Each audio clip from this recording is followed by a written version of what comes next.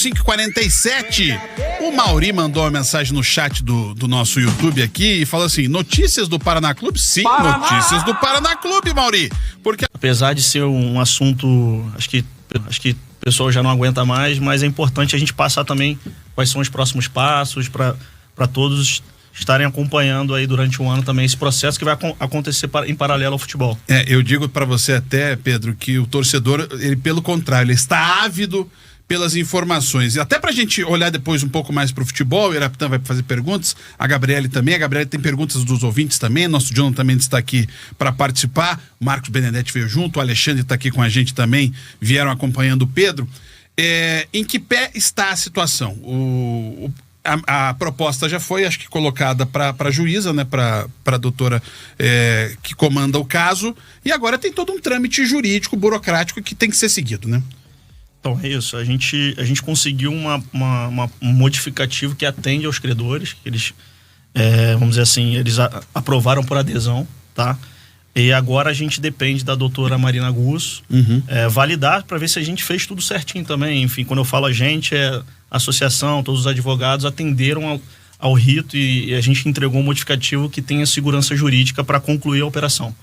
Então a gente aguarda essa validação dela, para depois a gente conduzir ali vamos dizer assim, o processo competitivo da UPI da SAF, que vai fazer a venda da 90% das ações da SAF do Paraná para a Nextplay. E aí tem também o outro lado, que é a venda da Kennedy, que é um processo separado, mas que eles estão acontecendo de forma concomitante. E até bom lembrar pro torcedor, a juíza Mariana Gusso, já ouvindo inclusive as argumentações do Ministério Público, já autorizou a venda da UPI, como se diz no processo, mas a venda da sede da Kennedy. Então ela foi autorizada, a gente imagina que vai haver algum tipo ainda de atrito internamente, uma resposta da prefeitura, mas a justiça autorizou, né, Pedro, a venda da sede. Não, com certeza ainda vão ter contratempos nesse processo, a gente já sabe disso, mas a gente acredita que agora com uma unidade ali com os credores, enfim, e todos envolvidos aí buscando uma solução definitiva, a gente consiga até o final do ano, se Deus quiser, a gente está imaginando esse processo aí acontecer em paralelo esse ano, mas que 2027 a gente já tem o fechamento. O fechamento é importante para a Nextplay também, porque e aí o grande investidor também no fechamento ele coloca o dinheiro vamos dizer assim, na SAF, e a gente fica mais também com uma comodidade muito maior para implementar todos os objetivos que a gente imagina ali para a estrutura do Paraná e também para ficar mais competitivo no dia a dia do clube. Pedro, é claro que é um processo, né? As férias forenses terminaram hoje, né? Então agora é que vem o referendo para uma sequência desse rito. Agora, como é que vocês trabalham? Porque o campeonato começa logo aí, né?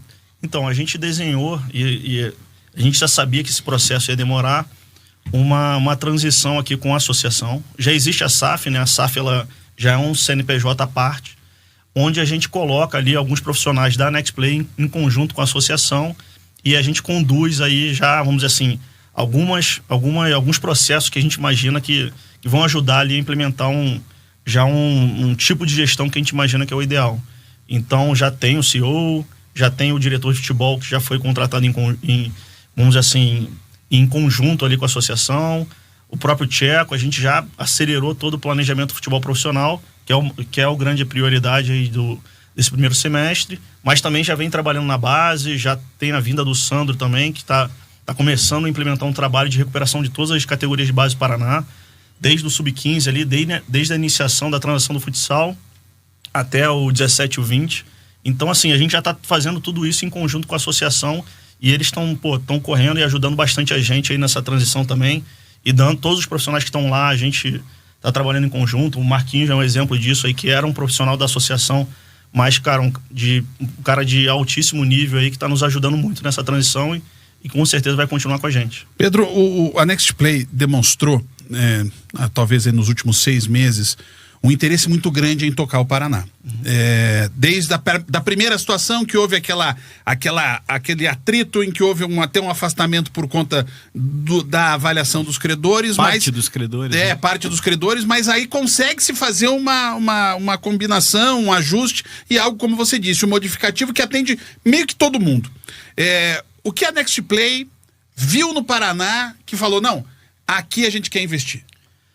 Nosso interesse no Paraná, ele nunca mudou, assim, nunca oscilou. O que a gente vinha tentando nesses últimos meses era exatamente uma forma que eu conseguia atender o investidor, que eu tinha uma modelagem que eu vislumbrasse ali um retorno e também a gente conseguisse, vamos dizer assim, endereçar toda a dívida e a vinda da Genial ali para comprar a Kennedy complementou a nossa proposta e a gente conseguiu endereçar todo mundo. Mas a gente tem interesse no Paraná desde dezembro de 24. O Paraná é um clube que tem uma torcida super engajada. É um clube hoje que, para mim, é o que está mais descasado de capacidade de receita recorrente com a divisão que ele está. O tal de expectativa e realidade, exatamente. Né? Então, assim, ele tem para mim, um diferencial muito grande na base também, com essa iniciação, com futsal. É um dos poucos clubes do Brasil que tem essa iniciação. Você vai na Kennedy até hoje, tem futsal de 7 da manhã até 10 da noite, todos os dias. Então, tá super vivo ainda. Então, nosso trabalho é recuperar, não é inventar nada de novo. É só recuperar o orçamento, recuperar a competitividade, implementar o profissionalismo ali em algumas áreas que não tinham e a gente conseguir. O nosso desafio ali agora é proteger e dar essa continuidade para o clube, que com certeza ele vem recuperando as divisões. Pedro, a categoria de base do Paraná sempre foi o grande celeiro, né? E a sustentabilidade do clube, de uma forma geral, ou do futebol, sempre partiu daquilo ali. Você fala do resgate. Só que esse resgate ele não vai acontecer de forma imediata, né? É um processo. Como é que você imagina o futebol para esse campeonato que começa no dia 28, onde, a rigor, o torcedor está imaginando que o time sai praticamente do zero? A rigor não, é verdade, é quase do zero mesmo. A gente não pode idealizar aí uma transição de base. Até teve um grupo ali numa Taça Paraná Sub-20 ano passado, ficaram alguns atletas, mas é uma reconstrução de elenco do zero ali mesmo. Então a gente está implementando todos os processos, a gente está nesses primeiros 15 dias a gente conseguiu trazer alguns atletas que estavam sem contrato, que alguns clubes liberaram, mas a gente imagina também que esse elenco vai terminar sendo montado agora no próximo mês, e a gente imagina até que os atletas que vão fazer mais diferença são esses que vão chegar agora e já estão em campeonato, vão chegar ali. Então assim, a gente não vai ter aquela pré-temporada tcheco, vai ter de grandes atletas, né? Vou citar 2 nomes aqui, Ricardinho e Lúcio Flávio. Qual o trabalho de reestruturação que vocês pretendem fazer agora nas categorias de base do clube também? Então, assim, esse ano vai ser um ano que a gente vai focar muito no resgate ali da iniciação. O Matias, que é um profissional da associação que já vem bastante tempo trabalhando com o Paraná, a gente está priorizando dar para ele ali mais estrutura, mais campo, mais competição. Começar também a botar esses meninos dessa transição do futsal ali dentro do BID do Paraná, já começar a montar esse racional, no eventual segundo momento ali ter o certificado de clube formador e depois dar continuidade, né? O Paraná acabou perdendo o 17, o 15, então o menino fazia o futsal, fazia a iniciação com o Matias. A Fazenda Rio Grande perguntou se o Paraná pretende aumentar o quadro de sócios. Não, com certeza a gente vem trabalhando aí com o Marquinhos, com o Alexandre. Nos últimos 15 dias a gente é o torcedor, mas a gente quer também dar contrapartida e entregar um retorno ali que ele merece. Jonathan Scrock. Pedro, já entrando nesse assunto de torcida, tudo, a gente que acompanha o Paraná nos últimos anos viu que o principal coluna do Paraná foi a sua torcida, né? Foi isso em 23, 24, principalmente no ano que subiu, né? Até o Tcheco deu o troféu para a torcida daquele time da Série B, porque foi a torcida que levantou o Paraná. Como é que está a relação da NextPay com a torcida do Paraná, principalmente a questão da torcida organizada? Vocês já conversaram com eles? Foi feito algum projeto diferente? Foi conversado com eles sobre a situação? Ou ainda não chegou na torcida organizada? Não, sim, a gente vem tentando uma relação bem transparente com eles, assim. A ideia é passar exatamente todo o projeto. Acho que isso não vai mudar, né? A torcida vai continuar sendo a coluna do Paraná para sempre. O que a gente vai tentar é passar mais essa transparência, eles entenderem mais o projeto e periodicamente a gente ir também, vamos dizer assim, mostrando o trabalho realizado para essa expectativa, a gente entregando aí esse orçado realizado e acontecendo também, e a gente não ir perdendo a credibilidade. Então agora nosso trabalho é construir essa relação de credibilidade, ir entregando e a cada período aí a gente ir revisitando com eles e ver se a gente está conseguindo performar. O Itamar Aparecido de Lima, do Afonso Pena, em São José dos Pinhais, você vê, e eu entendo a pergunta, a gente até meio que já falou sobre isso, Pedro, mas eu faço de novo o questionamento, porque eu sinto que o torcedor também fica naquela angústia, né? Vai, não vai, ele diz aqui, ó, há possibilidade de não assinar o contrato por algum imprevisto ou martelo batido e bola pra frente? Não, existe, assim, eu acho que a gente tem que ser bem verdadeiro com a torcida. É um processo ainda que tem alguns desafios, tá? Tem principalmente os desafios burocráticos de atender a todo o processo competitivo, mas eu já enxergo hoje um caminho aí quase que a gente está até, vamos dizer assim, se expondo aí, ajudando, vamos dizer assim, e já participando do processo, acreditando que a gente está num caminho sem volta. Pode ser que demore um pouco mais, que a gente alongue mais esse espaço aí com algumas limitações, mas a gente tem uma certa confiança aí que vai dar tudo certo. Pedro, você traz um olhar muito pé no chão nesse momento. A gente às vezes entende o torcedor machucado, sofrido, ele quer ver logo o time, porque o Paraná, desde o seu hino é um grande, né? Desde o seu hino, ele nasceu gigante mesmo. Como é que é alinhar esses dois olhares? O olhar do torcedor que, se pudesse, ele gostaria de ver o time já inteiro, íntegro de volta, mas o olhar gestão empresarial que necessita dar passo por passo, até porque dentro da atual realidade do futebol brasileiro não tem como ser outro jeito, né? Eu respondo a pergunta assim, eu sempre comento isso até internamente ali, acho que a gente tem que separar duas coisas.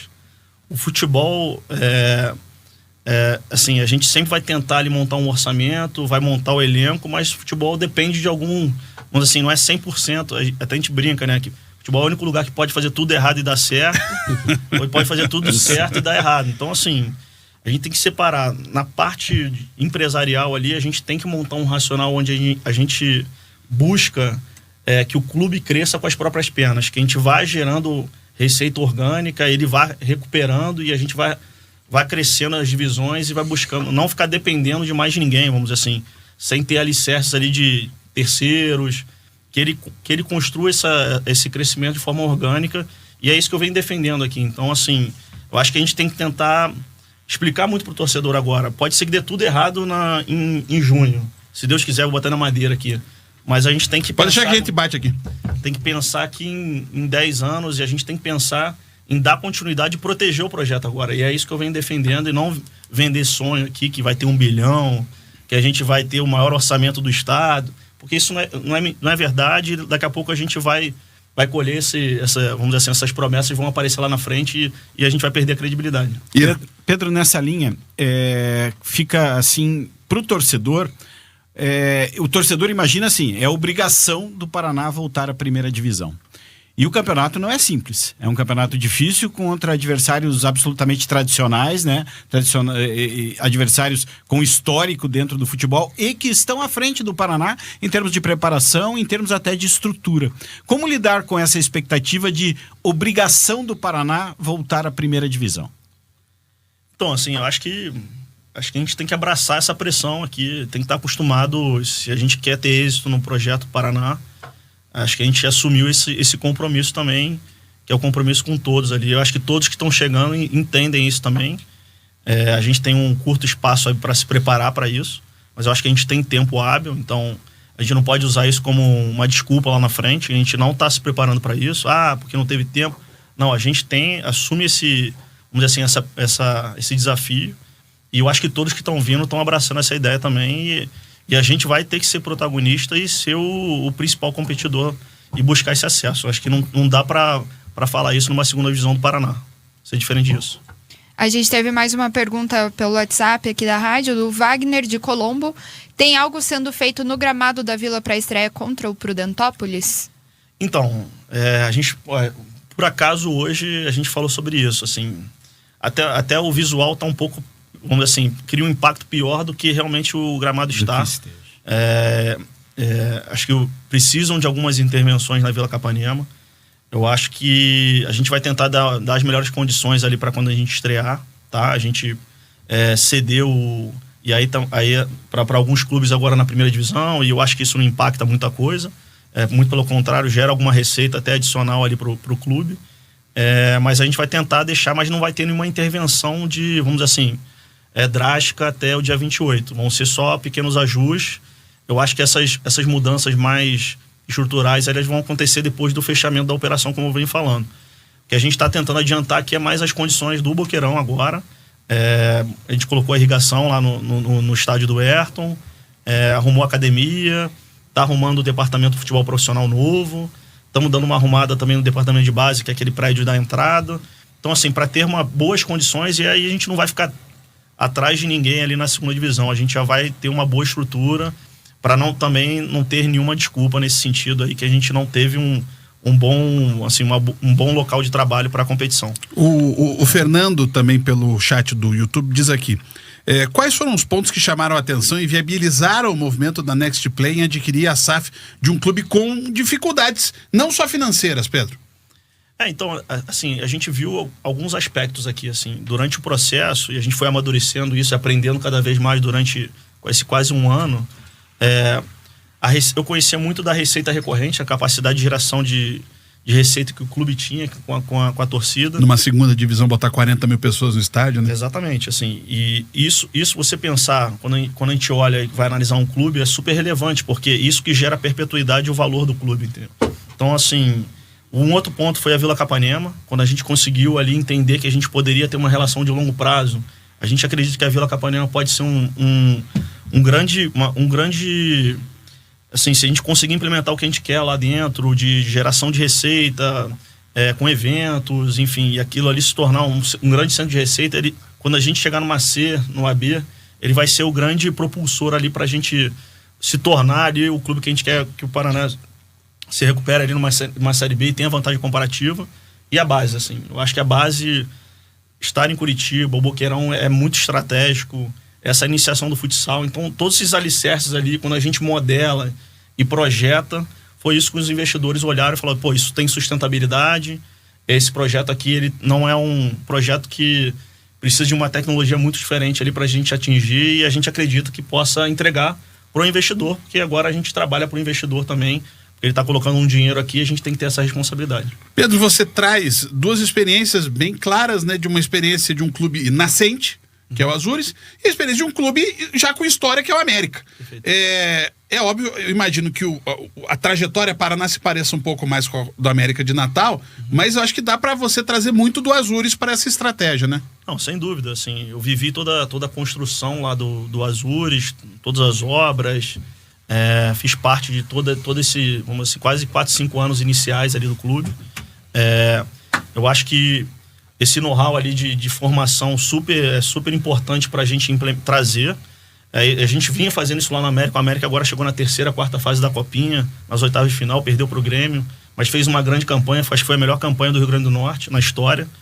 E eu acho que a gente tem que trazer e usar o que o Paraná tem de bom aqui, porque isso daqui a 4, 5 anos também vai ser o propulsor ali, e a gente começar a ter receita recorrente com venda de atleta. Pedro, eu vou dar um exemplo do Curitiba, né? A SAF, por exemplo, trouxe ídolos aí, jogadores do Curitiba, para entender, né, quem que é o Curitiba. Vocês têm esse projeto também do Paraná, trazer para trabalhar ali no clube, ídolos, para eles entenderem quem que é o Paraná Clube também? Eu acho super relevante isso. Acho que, até como comentei, nessa transição, todos que estavam no Paraná, eles continuaram, vamos dizer assim. Então, na verdade, a gente está se adaptando à cultura e não a gente trazendo a cultura. A cultura é do Paraná e a gente se adapta a ela e tenta, vamos dizer assim, maximizar o que a gente consegue aqui, extrair o máximo do clube. Então, a gente está aprendendo todos os dias com o Marquinhos, com o Tcheco. Eu acho que o Tcheco foi importante nessa construção. Com todos da associação, porque às vezes a gente é muito duro com todos da associação, com quem trabalha lá e se dedica, mas assim, tem muita gente boa lá e a gente tem que extrair o máximo das pessoas que estão. E a gente vem se adaptando aí, a gente que tá tentando sugar o máximo dessa cultura. Pedro, a torcida do Paraná está um pouco carente com o futebol. Já vai para quase um ano da última vez que o profissional do Paraná entrou em campo pelo Campeonato Paraná do ano passado. Criou-se a expectativa da Taça FPF do passado, não rolou. 2026, o Paraná tem 2 possíveis competições. A Série B, que é a realidade, e a federação já sinalizou que deve continuar com a Taça FPF. Que agora vai ser Copa Paraná. Isso, Copa Paraná. Expectativa é disputar, para o torcedor ver mais o time em campo, ou ainda assim, prioridade Série B, vamos pensar na Taça da Copa Paraná. Né? A federação não gosta de usar a Série B. Segundo ano. Ah, é?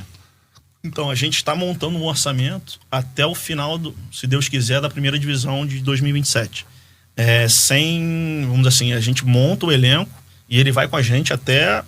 Então, a gente joga a Copa Paraná, para na Copa, volta, Copa Paraná, para um mês e já pré-temporada para o estadual de 2027, a gente entrar de uma maneira diferente e mais bem preparado aí para essa nova divisão. Então, se Deus quiser, vai ser esse caminho e a gente está tratando esse calendário, esse orçamento aí com a recuperação do calendário. Se a gente tiver êxito, final de março ali de 2027, a gente estava de volta à Série D, a Copa do Brasil e a primeira divisão do estadual. Esse é o grande projeto. Perdão, diga, Não, ele falou, o Pedro citou a questão desse convívio com a associação, né? Eu acho que é importante esse teu relato, porque pelo que aconteceu desde o início da queda do Paraná, pro torcedor, de uma forma geral, há uma desconfiança enorme em relação ao pessoal da associação, né? Por conta de gestões ruins e que acabaram determinando esse momento péssimo do Paraná. Eu acho que esse teu relato é importante, né? De mostrar que realmente dentro da associação tem pessoas com valor, pessoas que têm esse potencial, né? E que vocês vão sendo inseridos dentro desse processo em uma transição. Não, com certeza. O que eu posso falar é o meu testemunho de tudo que eu vivi desde 24. Eu já conheci até o presidente Ailton em 2021. Enfim, eu sempre tive uma relação muito boa com ele. Eu acho que eles estão vivendo, e se a gente pegar aqui são números, tá? Desde a entrada da RJ ali 23 e 24, o clube dá lucro operacional, mesmo separando a dívida, vamos dizer assim, com a data de corte, eles conseguiram implementar ali um estancamento, mesmo num 230 milhões de dívida, então eles estavam sofrendo, eles precisavam vender a SAF e uma solução do investidor para... Então, assim, eles precisavam construir essa relação. E não era simples, porque tinha muito desafio. Então, o que eu posso falar é que sim, tem muita gente ali que dá a vida, mesmo sem nenhuma remuneração. Então, assim, são caras que estão ali dando a vida para tentar fazer isso e muitas das vezes não dá certo, o futebol é ingrato nesse sentido, mas o que eu posso falar é o meu testemunho e sempre eles tentaram o máximo ali, sempre pensando no Paraná.